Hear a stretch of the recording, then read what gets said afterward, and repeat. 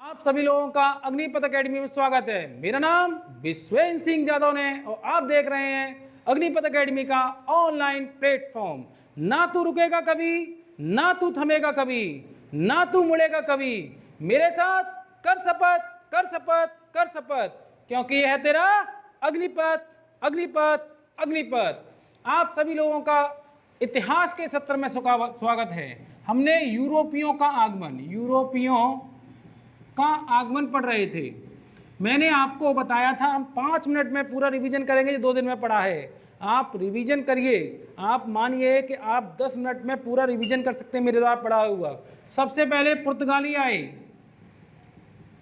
जिनके नाम में है गाली वो है पुर्तगाली। फिर डच आए, फिर अंग्रेज आए, फिर डेनिश आए और फिर अंत में फ्रांसीसी आए। कौन आए? फ्रांसीसी आए। पुर्तगाली आए। पुर्तगाली भारत में मसाला व्यापार को ध्यान में रखकर, किसको रखकर? मसाला व्यापार को ध्यान में रखकर भारत में प्रवेश करते हैं और विभिन्न स्थानों पर अपनी कोठियां, फैक्ट्रियां, कारखाने स्थापित करते हैं। ये कारखाने कोई उत्पादन केंद्र नहीं थे। क्या नहीं थे? ये उत्पादन केंद्र नहीं थे, बल्कि ये क्या थे? भंडार गृह थे और यहाँ पर बस्तियां बनी हुई थी। क्या बनी हुई थी? और यह पद्धति इन्होंने इटली के व्यापारियों से प्राप्त की थी। किससे प्राप्त की थी? इटली के व्यापारियों से। पहली बार जो पुर्तगाली भारत में आया उसका नाम वास्को डिगामा था। वह 1498 ईस्वी में, किसमें? 1498 ईस्वी में मालाबार तट पर एक बंदरगाह है, कालीकट बंदरगाह। वहां का शासक, जिसे जमोरिन कहते थे, उसने उसका स्वागत किया, लेकिन अरब व्यापारियों ने वास्को डिगामा का विरोध किया और विरोध का आधार आर्थिक था। कैसा था? आर्थिक था। अगर हम प्रथम पुर्तगाली गवर्नर की बात करें तो वह फ्रांसिस दी अल्मीडा। कौन आया था? फ्रांसिस दी अल्मीडा आया और उसने ब्लू वाटर पॉलिसी चलाई।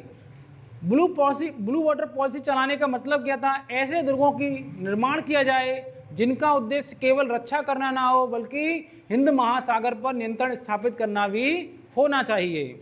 अगला शासक जो गवर्नर था अल्बुकर्क आया और इसने क्या कहा कि पुर्तगाली पुरुष भारतीय महिलाओं से शादी करें ताकि भारत में सामाजिक आधार पुर्तगालियों को प्राप्त हो सके। अगर देखा जाए तो वास्तविक संस्थापक पुर्तगाली शक्ति का अल्बुकर्क ही था। इसने 1510 में बीजापुर के शासक आदिल शाह को, किसको? बीजापुर के शासक आदिल शाह को पराजित कर गोवा को छीन लिया। क्या किया? छीन लिया। बाद में 1530 में गोवा क्या बनता है? पुर्तगालियों की राजधानी बन जाती है। अगर हम पुर्तगालियों की प्रथम फैक्ट्री या कारखाने की बात करें तो उसकी कोचीन की स्थापना अल्बुकर्क ने की थी। किसने की थी? अल्बुकर्क ने। लेकिन इस समय यह वायसराय या गवर्नर नहीं था। आगे बढ़ते हैं हम। अगर हम देखें तो 1661 में चार्ल्स द्वितीय और कैथरीन, चार्ल्स द्वितीय कौन थे? ब्रिटिश राजकुमार थे। और कैथरीन कौन थी? पुर्तगाली राजकुमार थी। इन दोनों का विवाह हुआ और पुर्तगालियों ने विवाह के दहेज के रूप में अंग्रेज सम्राट को क्या दे दिया? बंबई दहेज में दे दिया। और इस बंबई को बाद में 1668 में किसको दे दिया गया? अंग्रेज कंपनी को दे दिया गया। किसको दे दिया गया? अंग्रेज कंपनी को दे दिया गया। अगर हम आगे बढ़ें तो हम देख सकते हैं कि जो पुर्तगालियों की देन, अगर पुर्तगालियों की देन देखें तो तंबाकू का खेती किसने चालू की? पुर्तगालियों ने। प्रिंटिंग प्रेस की स्थापना गोवा में किसने की? पुर्तगालियों ने। बड़े बड़े जहाजों का निर्माण किसने किया? पुर्तगालियों ने। अगर हम गौथिक स्थापत्य कला की स्थापना की बात करें तो किसने की? पुर्तगालियों ने। और यूरोपीय चित्रकला के तत्व भारत में प्रवेश किसके समय किए गए? पुर्तगालियों के समय। लेकिन सबसे पहले आने के बावजूद भी ये क्या हुआ? ये अपना साम्राज्य भारत में स्थापित नहीं कर पाए। इसका कारण क्या था? इनके पतन के कारण देखें तो ईसाईकरण की पद्धति, दूसरा लूटपाट की पद्धति। लूटपाट की पद्धति के तहत उन्होंने कार्टेज आर्मेडा पद्धति का चालू की, जिसके तहत क्या था? हिंद महासागर में यदि आपको व्यापार करना है तो इनसे परमिट लेना पड़ता था। जो जहाज इनसे परमिट नहीं लेते थे वो उन जहाज़ों को लूट लेते थे। लेकिन जो लोग परमिट लेते थे उन्हें भी काली मिर्च और गोला बारूद का व्यापार करने की अनुमति नहीं थी। इस तरह आपका पुर्तगाली खत्म हुआ। पुर्तगाली सबसे पहले आए, सबसे पहले आए, और इनके नाम में है गाली, इसलिए सबसे बाद में गए, क्योंकि बिना गाली खाए नहीं गए। कब आए? 1498 में आए, और 1966 में गोवा से लात मार के भगाए गए। कैसे भगाए गए? ये लात मार के, बिना लात खाए नहीं गए। इसके बाद कौन आए? डच आए 1598 में। हाउटमैन प्रथम डच नागरिक था जो भारत आया था। अगर हम डच कंपनी की स्थापना की बात करें तो 1602 में, किसमें हुई थी? 1602 में डच ईस्ट इंडिया कंपनी की स्थापना की गई। बात समझ में आ गई? अगर हम डचों की बात करें, किसकी बात करें? डचों की, तो डचों ने क्या था, जो आपका पहला केंद्र था, इनका प्रमुख व्यापारिक केंद्र मसूलीपट्टनम का बनाया 1605 में मसूलीपट्टनम, और यह किस तट पर है? कोरोमंडल तट पर है। जो डच कंपनी है, डच ईस्ट इंडिया कंपनी है, वह बाटविया इंडोनेशिया के मुख्यालय के प्रति उत्तरदायी थी। बात समझ में आ गई? इन्होंने पुलिकट में एक व्यापारिक केंद्र बनाया जो बंगाल में प्रथम व्यापारिक केंद्र था। बात समझ में आ गई? अब अगर हम आगे बढ़े तो हम कह सकते हैं कि इन्होंने मसाला की जगह वस्त्र व्यापार को, किसको? मसाले की जगह वस्त्र व्यापार को प्रमुख व्यापारिक वस्तु बनाया। क्या बनाया? और अगर भारतीय वस्तुओं को निर्यात की प्रमुख वस्तु का श्रेय इन्हीं को दिया जाता है। समझ में आ गई इतनी बात? अब अगर हम आगे जाएं तो कह सकते हैं कि 1759 में बेदरा के युद्ध में, किसमें? 1759 में बेदरा के युद्ध में ये अंग्रेजों से पराजित हुए और अंततः इनकी शक्ति भारत से नष्ट हो गई। अब आते हैं, वैसे हमें अंग्रेज पढ़ने चाहिए थे कि, लेकिन डेनिश कम है इसलिए हम डेनिश को पढ़ लिया। 1616 में, किसमें? 1616 ईस्वी में डच डेनिश कंपनी की स्थापना हुई। ये कहाँ के थे? डेनमार्क की। इन्होंने पहली कोठी कहाँ स्थापित की? त्रैंकोवाद, तमिलनाडु में। आगे चलकर ये सभी व्यापारिक केंद्र अपने अंग्रेजों को बेचकर चले गए थे। अगर मैं बात करूं डच कहाँ के हैं? हॉलैंड या नीदरलैंड के? नीदरलैंड के। आप मुझे बताइए, मैंने जो 2 दिन में पढ़ाया उसका रिवीजन 5 से 10 मिनट में होगा, तो आपको घर पर केवल 5 से 10 मिनट निकालनी। कितनी निकालनी थी? 5 से 10 मिनट निकालनी थी। अगर आप 5 से 10 मिनट निकाल लेते तो मैं गलत नहीं कह रहा, आपको ये तोते की तरह याद होता। कैसे याद होता? तोते की तरह याद होता। लेकिन आप बिल गेट्स से भी अधिक बिजी हैं। क्या है? बिल गेट्स जानते हो कौन है? लड़कियां हमारी सारी क्या है? मिलिंडा है। क्या है? उनकी पत्नी जो अब नहीं है, तलाक हो चुका है। और बिल गेट्स लड़के हैं जो पढ़ते ही नहीं हैं। अगर आप 5-10 मिनट निकालेंगे तो आपको पूरा याद होगा। कुछ बच्चों ने पढ़कर भी आए हैं, कुछ बच्चे अभी पढ़कर नहीं आए हैं। हम देखेंगे अंग्रेजों का भारत आगमन। क्या पढ़ेंगे आज? अंग्रेजों का भारत आगमन। अगर हम अंग्रेजों की बात करें तो अंग्रेजों ने 1588 में क्या किया? 1588 ईस्वी में इन्होंने नौसैनिक शक्ति स्थापित की। नौसैनिक श्रेष्ठता मतलब सभी यूरोपीय शक्तियों को क्या किया इन्होंने? समुद्र में नौसेना में परास्त कर दिया। क्या कर दिया? तो नौसैनिक श्रेष्ठता स्थापित की। नौसैनिक श्रेष्ठता, यहाँ पे ये नौसैनिक श्रेष्ठता स्थापित कर रहे हैं। अब क्या है? अब जब उन्होंने नौसैनिक श्रेष्ठता स्थापित कर ली तो अब ये पूर्व की तरफ व्यापार के लिए कदम बढ़ाया। इन्होंने क्या किया? पूर्व की ओर व्यापार के लिए कदम बढ़ाया। अब क्या कर रहे हैं अंग्रेज? 1588 में नौसैनिक श्रेष्ठता स्थापित कर रहे हैं और इसका पूर्व की ओर व्यापार के लिए कदम बढ़ा रहे हैं। अब पूर्व की ओर व्यापार करना है तो क्या करना होगा? पूर्व की ओर यदि व्यापार करना है तो एक कंपनी की स्थापना करनी होगी 1599 ईस्वी में। किसमें? अब ये भारत नहीं आए हैं, पहले कंपनी की स्थापना कर रहे हैं, उसके बाद भारत आ रहे हैं। यहां पर क्या कर रहे हैं? ब्रिटिश ईस्ट इंडिया कंपनी की स्थापना कर रहे हैं। क्या कर रहे हैं? 1599 में ईस्ट इंडिया कंपनी की स्थापना कर रहे हैं। इतनी बात समझ में आ गई? इसके बाद क्या हो रहा है? मैं आपको क्रमवार पढ़ा रहा हूं। देखो, 31 दिसंबर 1600 में, 31 दिसंबर 1600 में इन्होंने स्थापना तो कर ली, लेकिन अभी इन्हें परमिशन नहीं मिली है। तो उस समय महारानी थी, महारानी, कहाँ की महारानी? ब्रिटेन की महारानी एलिजाबेथ, एलिजाबेथ फर्स्ट। कौन थी? एलिजाबेथ प्रथम। ये क्या करती हैं? ये एक रॉयल चार्टर जारी करती है। क्या करती हैं? रॉयल चार्टर, रॉयल चार्टर जारी करती हैं। और रॉयल चार्टर जारी करके 15 वर्षों के लिए, 15 वर्षों के लिए व्यापार की अनुमति, व्यापार की अनुमति कहां पर? पूर्व में।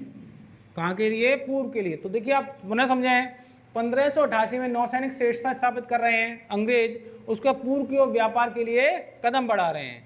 उसके बाद क्या हो रहा है? ब्रिटिश ईस्ट इंडिया कंपनी की स्थापना हो रही है व्यापार करने के लिए। और इस कंपनी को 31 दिसंबर 1600 को महारानी एलिजाबेथ प्रथम, कहाँ की? ब्रिटेन की, रॉयल चार्टर जारी कर रही हैं और इसके माध्यम से 15 वर्षों के लिए व्यापार की अनुमति मिल रही है। लेकिन यहां तक तो सही था, आगे चलते हैं और 1609 आता है। क्या आता है?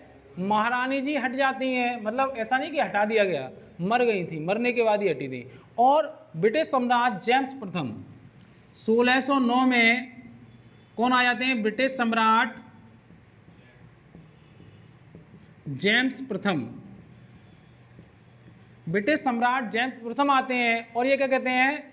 पूर्व के लिए व्यापार करने के लिए एकाधिकार अनिश्चित काल के लिए। इन्होंने कितने? 15 वर्षों के लिए दिया व्यापार का एकाधिकार, व्यापार का एकाधिकार अनिश्चित काल के लिए। किसके लिए? अनिश्चित काल के लिए, अनिश्चित काल के लिए देते हैं। तो आप पुनः समझिए एक बात को, देखिए मैं आपको क्लास में ही याद करा दूंगा अगर आप गौर से सुनेंगे। 1588 में नौसैनिक श्रेष्ठता स्थापित हो रही है पूर्व की ओर। अब नौसैनिक श्रेष्ठता स्थापित कर रहे हैं तो अब पूर्व की ओर व्यापार के लिए कदम बढ़ा रहे हैं। क्या बढ़ा रहे हैं? कदम बढ़ा रहे हैं। 1599 में ब्रिटिश ईस्ट इंडिया कंपनी की स्थापना हो रही है। 31 दिसंबर 1600 को महारानी एलिजाबेथ प्रथम रॉयल चार्टर जारी करती हैं। इसके माध्यम से 15 वर्षों के लिए व्यापार की अनुमति मिल जाती है। कितने दिन के लिए? 15 वर्षों के लिए। अब 1609 में क्या आ रहा है? ब्रिटिश सम्राट जेम्स प्रथम आ जाते हैं और व्यापार का एकाधिकार वो अनिश्चित काल के लिए दे देते हैं। क्या व्यापार करने के लिए? पूर्व की ओर व्यापार करने के लिए। किसके लिए? पूर्व की ओर व्यापार करने के लिए। इतनी बात आपको समझ में आ गई। अब देखते हैं आगे। यहां तक तो मिल गया। अंग्रेजों की एक बहुत खास बात क्या थी? अंग्रेज चाहते भारत में आते, सीधे व्यापारिक कोठी खोलते, फैक्ट्री कारखाना स्थापित करते और चालू कर देते व्यापार। लेकिन अंग्रेज क्या चाहते थे? वैध व्यापार करना। मतलब उन्होंने व्यापार करना शुरू कर दिया था, लेकिन फिर भी मुगल सम्राट से परमिशन लेना चाहते हैं। क्या लेना चाहते हैं? परमिशन लेना चाहते हैं। मुगल सम्राट समझते हो उस समय जहांगीर थे। कौन थे? मुगल सम्राट जहांगीर थे। तो 1608 में एक व्यक्ति था कैप्टन हॉकिंस। कौन था? Captain Hawkins. कैप्टन हॉकिंस ये व्यक्ति है, कैप्टन हॉकिंस। ये क्या है? फारसी और तुर्की का जानकार है, मतलब बहुत अच्छी फारसी और तुर्की बोलता है। क्या है? Captain Hawkins. और इसके अलावा ये पहला अंग्रेज है। क्या है? ये पहला अंग्रेज है जो समुद्री मार्ग से भारत आता है। इससे पहले कोई भी अंग्रेज समुद्री मार्ग से भारत नहीं आया था। समझ में आ गई बात? तो हमने कैप्टन हॉकिंस के बारे में बताया, फारसी तुर्की जानकार था और ये पहला अंग्रेज था जो समुद्री मार्ग से भारत आया था। अब ये कैप्टन हॉकिंस है कौन? ये सम्राट जेम्स प्रथम का राजदूत है जो किससे मिलने आया है? मुगल सम्राट जहांगीर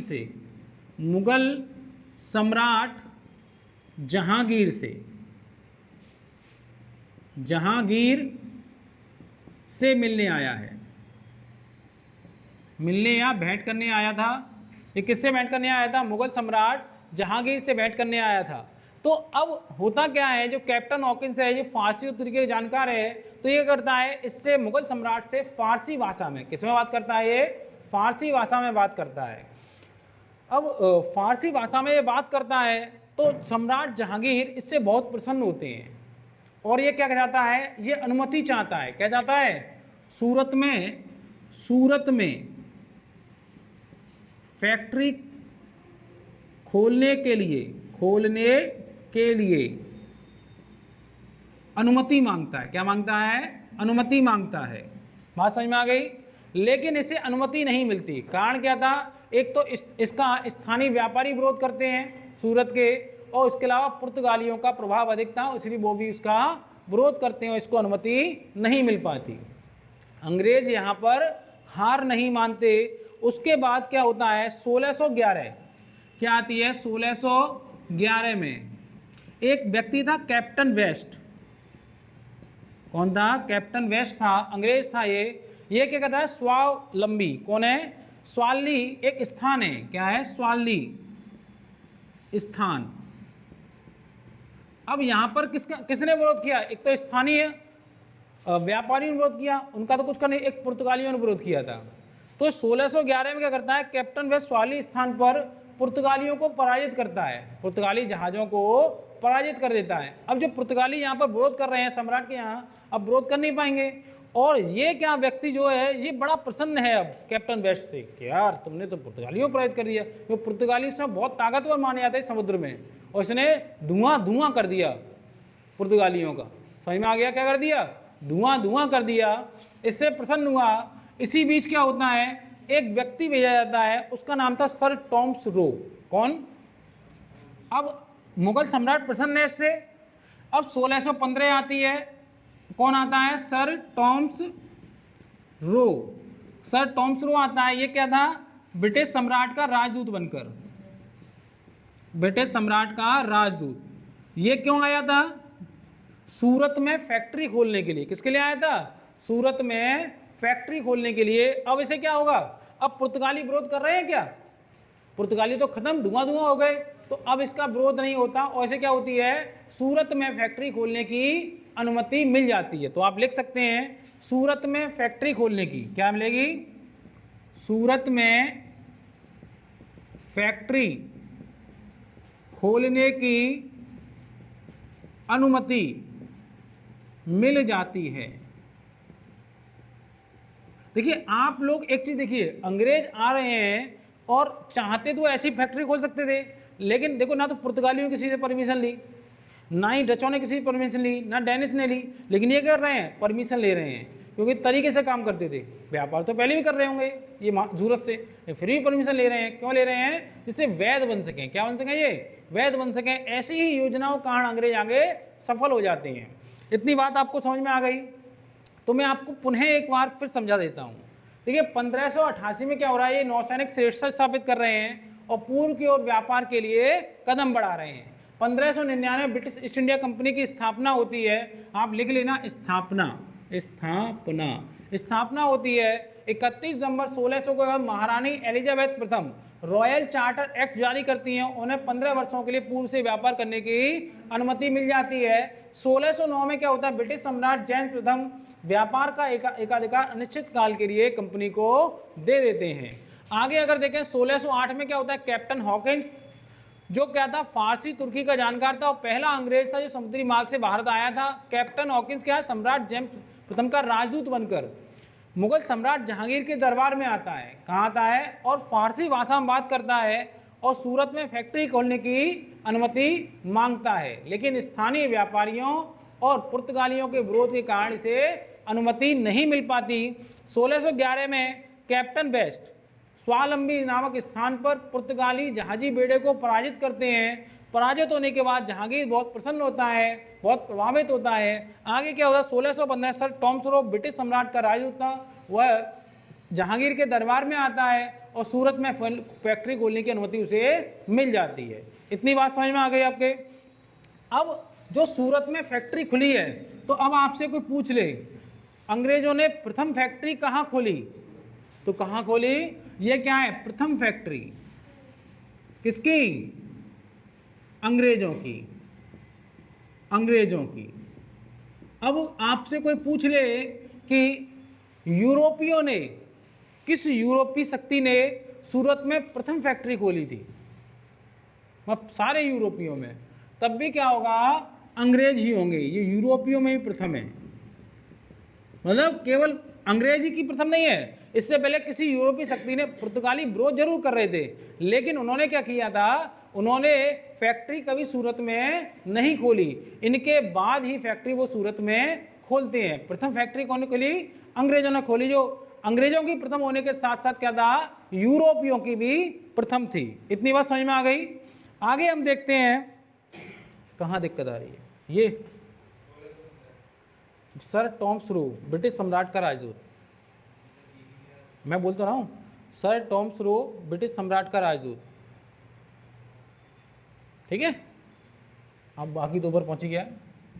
अब हम आगे देखते हैं आगे क्या हुआ, कहानी कैसे कैसे घटती चली गई और कैसे कैसे अंग्रेज आगे बढ़ते चले गए। अगर हम इनकी अन्य फैक्ट्रियों की बात करें तो एक है मद्रास, क्या है, 1639 में।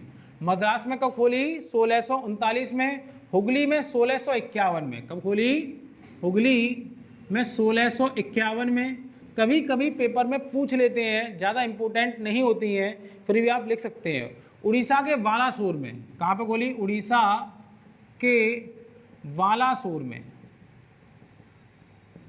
उड़ीसा के बालासोर में खोली 1633 में। ये अंग्रेजें क्या थी, पूर्वी भारत में, भारत में, ये इंपोर्टेंट है, पूर्वी भारत में अंग्रेजों की प्रथम फैक्ट्री।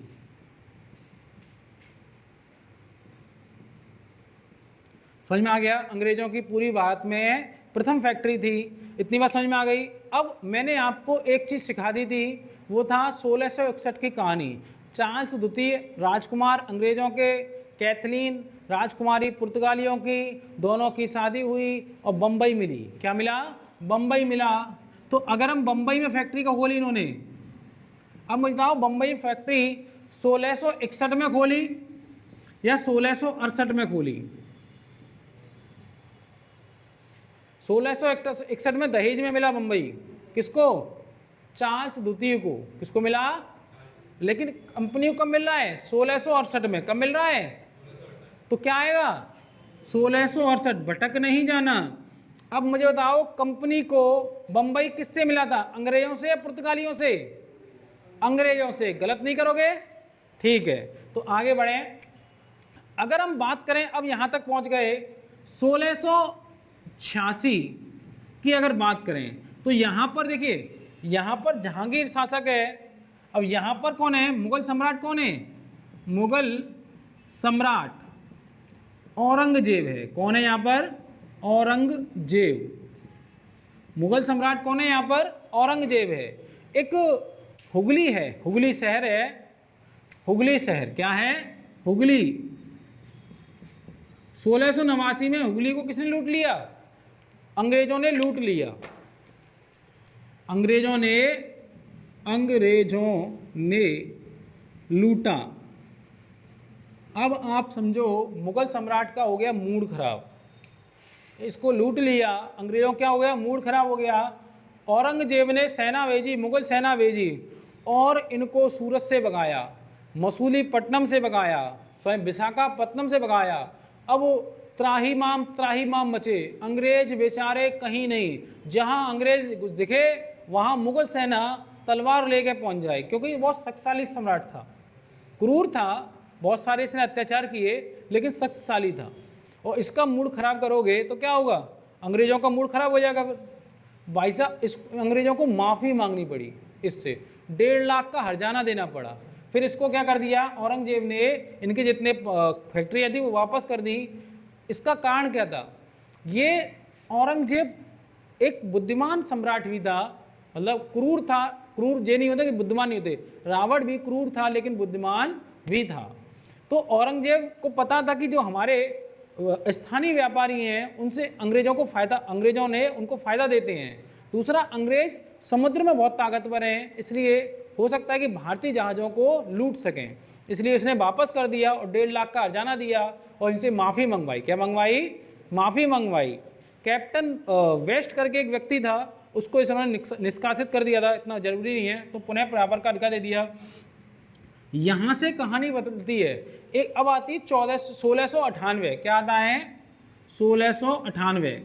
अभी भी मुगल सम्राट है, औरंगजेब ही है, लेकिन बंगाल में एक सूबेदार है, बंगाल का सूबेदार, यह है अजी मुसान। कौन है? अजी मुसान। अजी मुसान सूबेदार है। कौन है? बंगाल का सूबेदार अजी मुसान है। और अजी मुसान क्या करता है? 3 गांव अंग्रेजों को देता है। क्या देता है? 3 गांव अंग्रेजों को जब देता है, एक है गोविंदपुर, एक कौन सा है? गोविंदपुर। एक है सुल्तानती। कौन सा है? सुल्तानती।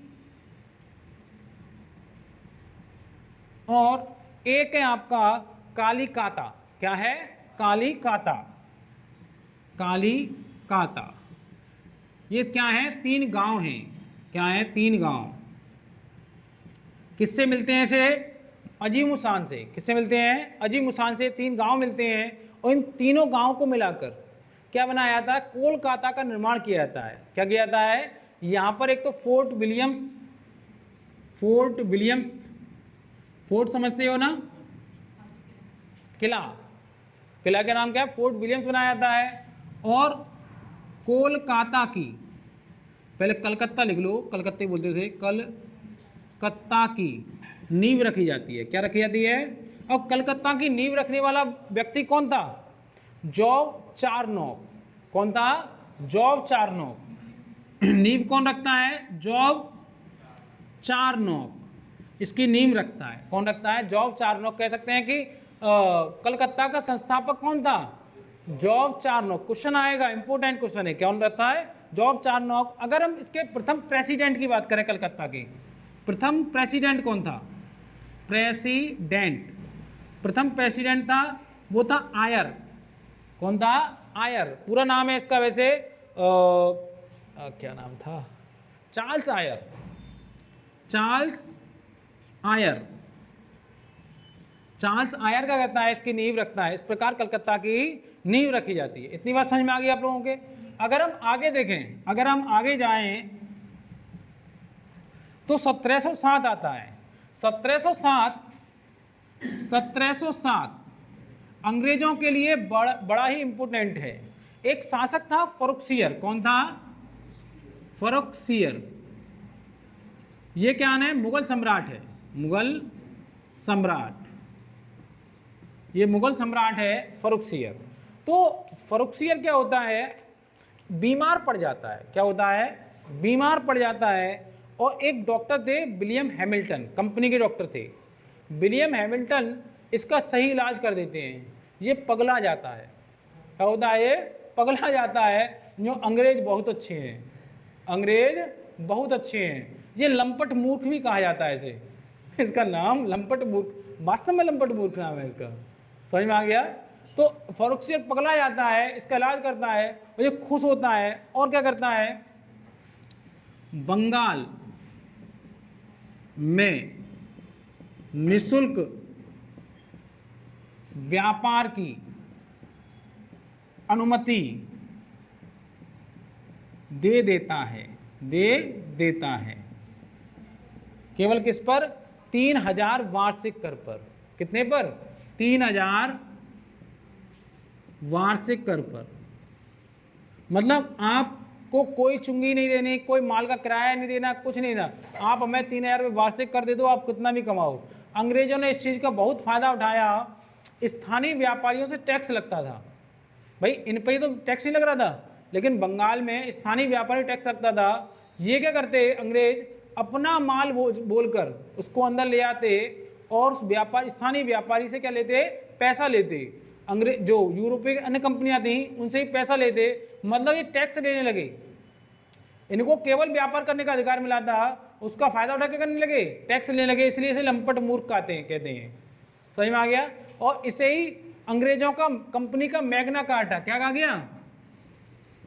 कंपनी का मैग्ना कार्टा कहा गया। ये मैग्ना कार्टा क्या होता है जानते हो आप लोग? जब ब्रिटेन में पहली बार लोकतंत्र आया और राजा ने आम जनता को कुछ अधिकार दिए, तो उन अधिकारों को मैग्ना कार्टा कहा गया। क्या कहा गया? Magna carta. मतलब श्वेत क्रांति हुई, मतलब शांति से क्रांति हो गई। जनता राजा के पास गई विरोध करने के लिए, कोई लड़ाई नहीं, कोई दंगा नहीं, कुछ नहीं हुआ। राजा ने एक पत्र बनाया और कुछ अधिकार क्या किए? दे दिए। उसे ही क्या कहा गया? उस पत्र को मैग्ना कार्टा कहा गया था। बाद में जितने भी ऐसे चेंज हुए जो बड़े चेंज थे, उन सबको मैग्ना कार्टा कहने लगे। तो अंग्रेजों को इस बार इसी कंपनी में बड़ा चेंज हो रहा है, क्योंकि अधिकार मिलने से उनको पैसा अधिक आने लगा। अब वो व्यापारी नहीं है, टैक्स भी ले रहे हैं। अब सोचो, एक तो व्यापारी अब व्यापार कर रहे हैं, व्यापार से पैसा कमा रहे हैं, वो तो कमा ही रहे हैं। अब आप सरकार बन जाए, टैक्स लेने लगे, तो क्या होगा? आप पर पैसा देकर आएगा। तो मैग्ना कार्टा बोलने लगे। 1707 में मिलता है, फिर प्लासी का युद्ध होता है, फिर बक्सर का युद्ध होता है। ये भारत के शासक बन बैठते हैं। क्या बन बैठते हैं? शासक बन बैठते हैं। 1707 में मिल रहा है, 1757 में प्लासी का युद्ध हो रहा है, 1764 में बक्सर का युद्ध हो रहा है। यहाँ पर ये सीधे शासन बंगाल में करने लगते हैं। सोचिए कितने फायदेमंद सौदा था ये, आप समझ रहे हैं? अगर आपसे कोई पूछ ले कि ब्रिटिश जब पहली बार भारत आए तब उस समय सम्राट कौन था? उस समय सम्राट अकबर था। कौन था? अकबर था। 1605 ईस्वी में कब हुई थी मृत्यु उसकी? 1605 ईस्वी में अकबर की मृत्यु होती है। और अकबर का पुत्र था सलीम, जो जहांगीर के नाम से शासक बना। तो कंपनी जो बड़ी हो रही है वो जहांगीर के काल में हो रही है, इसलिए जहांगीर का नाम बार बार आ रहा है। लेकिन जो ब्रिटिश ईस्ट इंडिया कंपनी की स्थापना है वो अकबर के काल में, किसी काल में हो रही है? अकबर के काल में हो रही है। यूरोपियों को सोरा और अफीम से बड़ा प्रेम था, इसका खूब व्यापार करते थे, सोरा और अफीम का। हाँ, इनका जो सर्वोत्तम सोरा और अफीम प्राप्त होता था वो ना बिहार से। कहां से प्राप्त होता था? बिहार से प्राप्त होता था। देखिए, मैंने आपको समझा दिया है पूरा, मैं आपको एक बार फिर से फटाफट रिवीजन कराऊंगा, उसके बाद लिखाऊंगा। तो देखिए, 1588 में अंग्रेज नौसैनिक श्रेष्ठता स्थापित करते हैं। नौसैनिक श्रेष्ठता स्थापित करने के बाद वो पूर्व की ओर व्यापार के लिए कदम बढ़ाते हैं। 1599 ईस्वी में ब्रिटिश ईस्ट इंडिया कंपनी की स्थापना होती है। 31 दिसंबर 1600 को ब्रिटिश महारानी एलिजाबेथ प्रथम ब्रिटिश ईस्ट इंडिया कंपनी को 15 वर्षों के लिए पूर्व से व्यापार करने की अनुमति प्रदान करती हैं। 1609 ईस्वी में जेम्स प्रथम ब्रिटिश सम्राट ब्रिटिश ईस्ट इंडिया कंपनी को पूर्व की ओर व्यापार करने का एकाधिकार अनिश्चित काल के लिए दे देते हैं। 1608 ईस्वी में कैप्टन हॉकिंस भारत आता है और यह ब्रिटिश सम्राट का राजदूत बनकर जहांगीर से मिलता है और जहांगीर से सूरत में अंग्रेज फैक्ट्री स्थापित करने की अनुमति प्राप्त करता है। लेकिन स्थानीय व्यापारियों और पुर्तगालियों के विरोध के कारण इसे परमिशन नहीं मिल पाती है। इतनी बात समझ में आ गई? 1611 में कैप्टन वेस्ट क्या करता है? स्वावलंबी में पुर्तगालियों को पराजित करता है, जिससे जहांगीर बहुत प्रभावित होता है।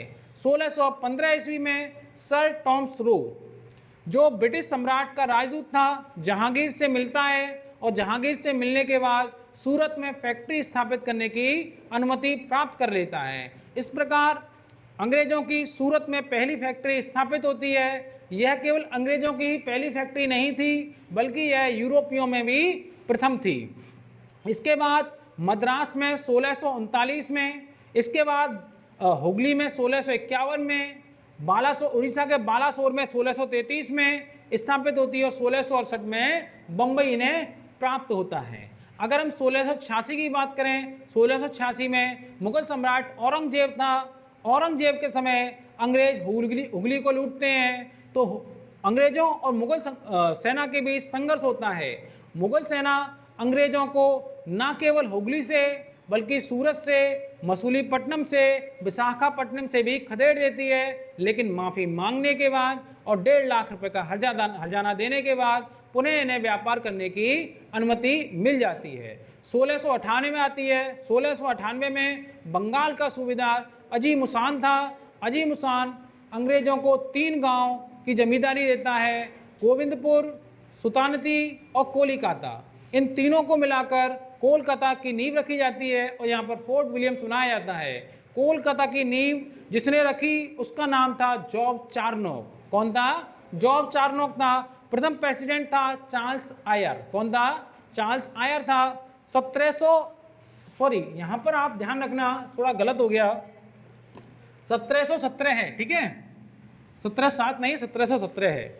1717 में फर्रुखसियर जो मुगल सम्राट था वह क्या करता है, बीमार पड़ जाता है। तो बीमार पड़ जाता है तो एक ब्रिटिश कंपनी का डॉक्टर होता है विलियम हैमिल्टन, ये इसे ठीक कर देता है। इससे ये प्रभावित होता है और प्रभावित होने के बाद अंग्रेजों को बंगाल में निःशुल्क व्यापार करने की अनुमति प्रदान करता है। और इससे क्या होता है, अंग्रेजों को बहुत अधिक आर्थिक फायदा होता है। इसे ही अंग्रेजों का मैग्ना कार्टा कहा जाता है। ईस्ट इंडिया कंपनी की अगर स्थापना की बात करें तो आप ध्यान रखिए, यह कंपनी अकबर, मुगल सम्राट अकबर के काल में स्थापित की गई थी। अगर मुगल सम्राट के कार्यकाल की बात करें 1556 से 1605 ईस्वी तक इसका कार्यकाल रहा।